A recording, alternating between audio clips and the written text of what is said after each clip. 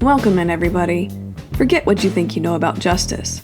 Welcome to the Virtual Juror, where snark is reality, but evidence is royalty. Where at first, we look at the FACS, or facts and conjecture shared, before we get to the real stuff. Well, hold your gavels, because this testimony is a wild ride. It seems our boy Jeffrey Lacasse has a front row seat to the Adelson family drama. And let's just say, it was more twisted than a pretzel in a yoga class.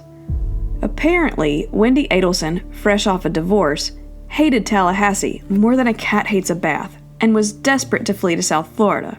So much so, she once broke down sobbing after the court denied her request to relocate. They certainly didn't care that Dan was a good father and wanted the best for his boys. Lacasse testified that on July 13, 2014, Wendy told him the only way she could relocate would be if something happened to Danny.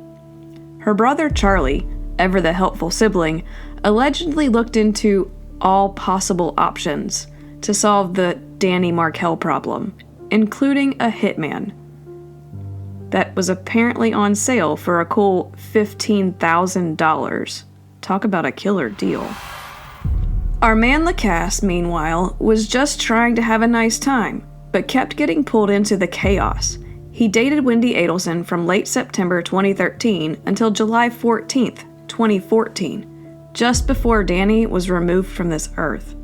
He knew Wendy's divorce was contentious, as it was a frequent topic of conversation. I guess the normal getting to know you is overrated. He even adopted the Adelson family's view that Dan was a difficult person.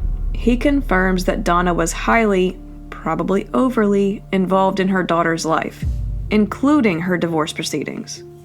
Lacasse had the opportunity to meet Charlie Adelson and Katie Magbanawa in March 2014. One minute, he's in a hot tub with Charlie, who's bragging about his connections to the criminal element, and the next, he's being asked to fix a mysteriously shattered TV. How it got broken? Wendy claimed not to know, but Lacasse said the damage wasn't where a child would be able to easily get to it. He also recounted a time when Wendy was behaving erratically and under the influence of something. Lacasse, looking back now, found several events disturbing.